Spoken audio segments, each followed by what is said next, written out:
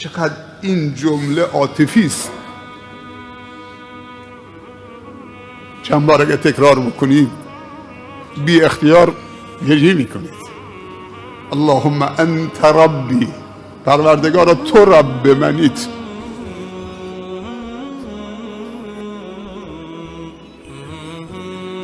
معنیش اینه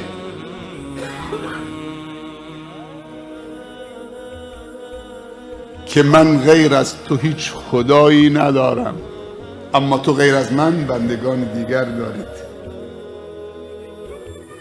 پیامبر صلی الله علیه و سلم در جای دیگه میفرمایند در اذکار صبح و شام، هر روز صبح که نماز صبح میخونید سنت است که 3 بار بگی رضیت بالله ربا، راضی و خوشنود شدم و دلم شاد خوشحاله که تو رب من باشید. من غیر از تو نمیپسندم، من غیر از تو نمیپذیرم، من غیر از تو دوست ندارم. بله دوست دارم کسانی که تو دوستشون دارید، دوست دارم عملی که تو دوست دارید، همش خلاصه میشه در دوستی تو. چقدر زیباست. به ربی غیر از تو راضی نمیشم، دلم آرام نمیگیره، احساس ناامنی میکنم. این نام توست که من آرام میکنه. الا به ذکر الله تطمئن. هر وقت معصیت تو کردیم، از تو فاصله گرفتیم، دلمون در اختیار کسی دیگه گذاشتیم غیر از تو، احساس ناامنی کردیم، دچار افسردگی شدیم، پریشان شدیم، مضطرب الحال شدیم.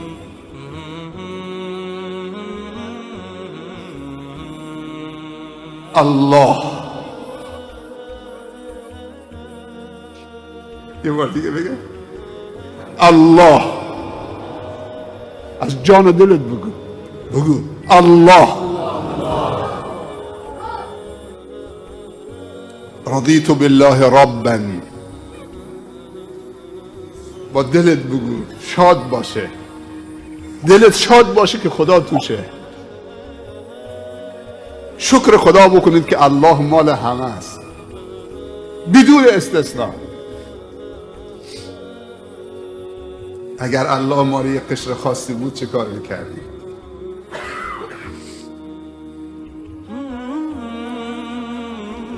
دنباله سید الاستغفار لا اله الا انت، هیچ معبودی به حق نیست به جز توی پروردگار. اعتراف دوم، چقدر خدا این اعتراف رو دوست داره. بعد میگه خلقتنی. این ترتیب این کلمات نگاه کن چقدر زیباست. بعد که میگه اللهم انت ربی، تو رب منی، بعد میگه لا اله الا انت، بعد میگه خلقتنی. سبحان الله، تو مرا از عدم به وجود آوردید. خلق ایجاد بعد از عدم. تو اجازه دادید من ایجاد بشم، تو اجازه دادید بعد از این که منو از عدم به وجود آوردید دلم محلی باشه برای دوست داشتن تو در اونجا بگیرید. تو به من اجازه دادید که رو به تو بیستم، تو به من اجازه نماز خوندن دادید، تعظیم در مقابل خودت دادید، تو اجازه شکرت دادید، تو به من اجازه پرستشت دادید. باور میکنی که هر مسلمانی اجازه پرستش نداره؟ حتی مسلمانه ولی اجازه بندگی نداره. خیلی از مسلمان ها شراب میخورن، ظلم میکنن، حرفای کفر میزنن، نماز نمیخونن. اون داستان اون غلام به شما گفتم که از کنار مسجدی با مالکش میگذشت. اون غلام سیاه پوست اجازه خواست که اجازه بفرما سرورم، من لحظاتی برم در مسجد خانه خدا. گفت برو ولی دیر نکن. اون مالکش بیرون در ایستاد. این غلام دیگه وقتی وارد مسجد شد فکر کرد که تو بهشته. وقتی که وارد راز و نیاز و با رب العالمین شد، از خود بی خود شد. اون اربابش از بیرون صداش زد ای غلام زود باش بیا، خیلی دیر کردی، چرا نمیاید؟ این غلام از داخل مسجد صدا زد ارباب نمیگذارن من بیام، اجازه نمیدن من بیام. گفت مالک تو منم، کی اجازه نمیده؟ گفت همون کسی که به تو اجازه نمیده پا تو خونش بذارید، به من اجازه نمیده که بیام بیرون، اون مالک دل منه. احد بلال یادتونه؟ احد احد. شکر خدا بکنید خدا به شما اجازه بندگی داده. خلقتنی و انا عبدک، و من بنده تو هم، و من بر عهد و پیمان تو به اندازه استطاعتم پایبندم. به نعمتهای تو اعتراف میکنم، دنبالشه. هر نعمتی در من و خانواده هست از جانب توست، و ما بکن من نعمت فمن الله. و به تقصیرات و خطاهام هم اعتراف میکنم. اعتراف دوم فاغفر لی اعوذ بک من شر ما صنعت، به تو پناه میبرم از شر اعمال زشت و پلشتی که انجام دادم. ابوء لک بنعمتک علی و ابوء بذنبی اغفر لی فانه لا یغفر الذنوب الا انت. پس بیامرز چون آمرزنده‌ای جز تو نیست. راضی شدم که تو رب من باشید و اسلام دین من باشه و پیامبر صلی الله علیه و سلم نبی و رسول من باشه. این اعترافات خیلی عالیه، آدم آروم میکنه. الا به ذکر الله تطمئن القلوب. خداوند دو چیز به ما داده، یکی عقل داده که فکر کنیم، مثبت فکر کنیم، زیبا فکر کنیم، مفید فکر کنیم، و از خدا بخواهیم که استعداد و هوش ما را افزایش بده. این دعا خیلی دعای خوبیه. در حق هم دعا بکنیم که خدایا استعداد و هوش ما را شکوفا بساز، افزایش بده تا چیزها اونطوری که هست ببینیم و بفهمیم. این خیلی دعای خوبه. در حق فرزندانمون دعا بکنیم، دست به سرشون بکشیم، خدای استعداد و هوش بچه های ما را شکوفا بگردان، افزایش بده تا حقایق اونطوری که هست ببینن، عظمت و بزرگی تو اونطوری که هست پی ببرن، درک صحیح از کلام رب العالمین داشته باشن، از دین داشته باشن، عبادتشون تقلیدی و کورکارانه نباشه، عبادتشون بر مبنای علم و معرفت و دانش و شناخت و آگاهی باشه.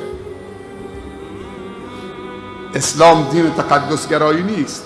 مولوی ها و علما حق ندارن و آخوندا مردم رو در جهل و بیسوادی قرار بدن که ازشون پیروی بکنن و بر اونها مسلط باشن. ما باید دین خدا اون طوری که هست به خاطر خدا یاد مردم بدیم، حتی اگه مردم دین خدا رو یاد گرفتن احترام ما نکردن اشکالی نداره.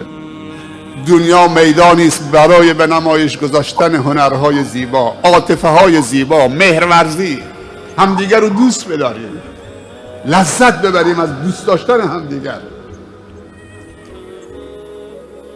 اگر نیاز به نصیحت پیدا کردیم، هر کسی حرف خیر زد اونو بپذیریم.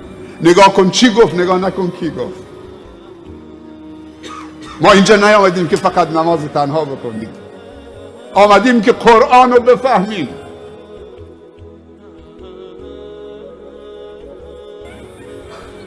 الله دل داده که دوست بداریم و اولین ذاتی که باید دوست بداری خودشه که دل داده، دوستی رو درش گذاشته، محبت تو دل گذاشته.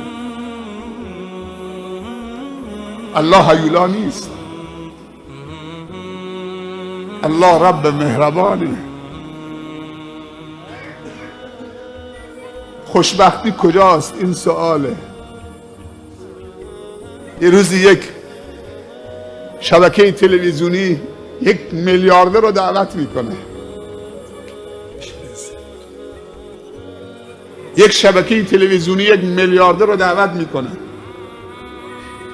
ازش سوال میکنه خیلی خوش آمدید، زیباترین و شگفت‌انگیزترین و لذت بخشترین قسمت زندگی تو چیه؟ خوشبختی تو الان یعنی چی؟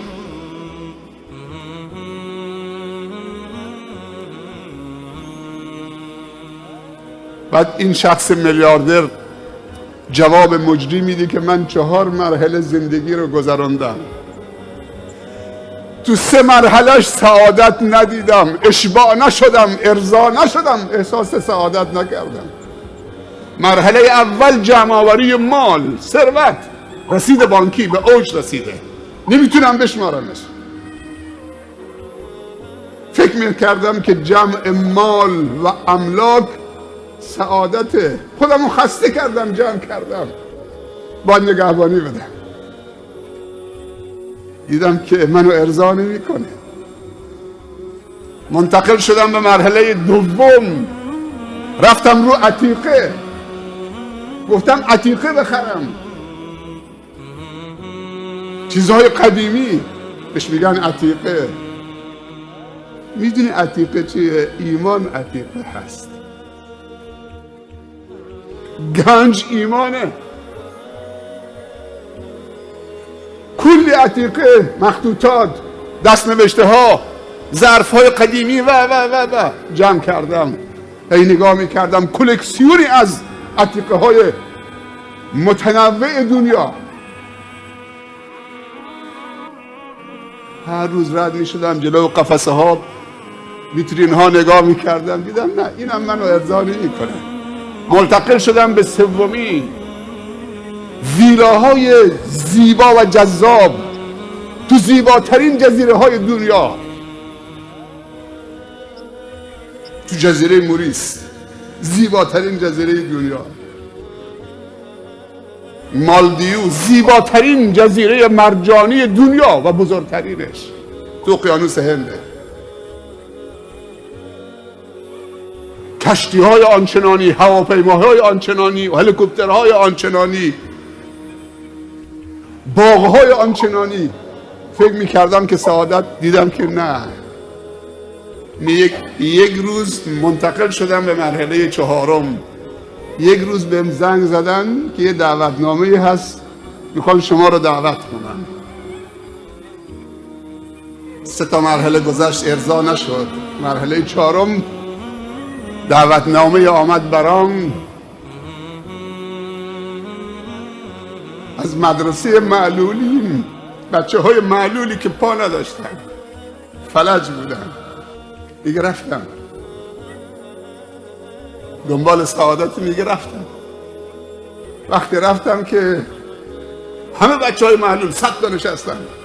بعد یکی از این معلولا بلند شد، تشکر از من کرد از اینکه دعوت پذیرفتید به مدرسه معلولین بیاید. گفت من به نمایندگی یه تقاضا دارم، 100 تا صندلی میخوام برای این معلولی. صندلی کم داریم.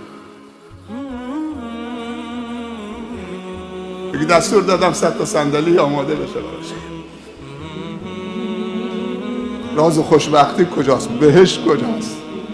دیگه قبول کردم 100 تا صندلی براشون خریداری بشه.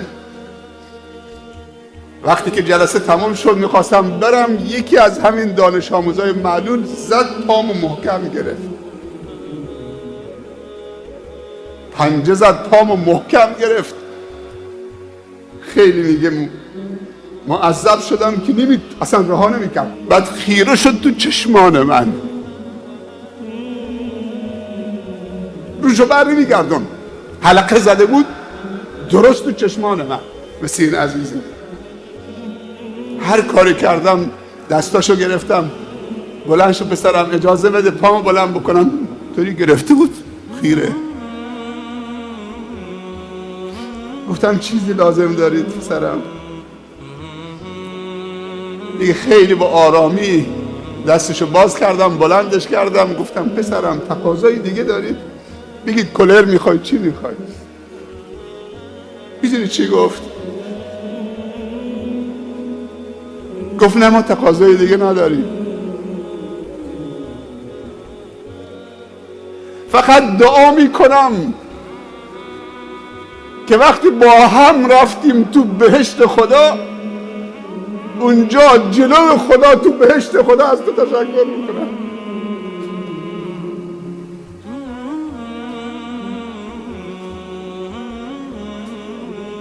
به خاطر این 100 تا صندلی که برای بچه‌های معلول آوردیم،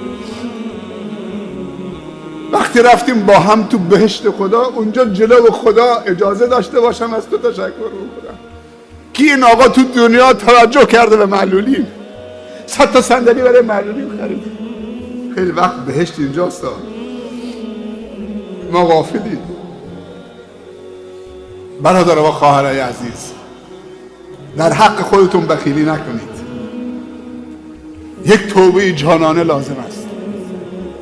امشب توبه جانانه که این توبه اونقدر قدرت داشته باشه که ما را یاری بکنه تا فردوس خدا، نه برای 1 سال و 1 ماه و 2 ماه و 1 سال.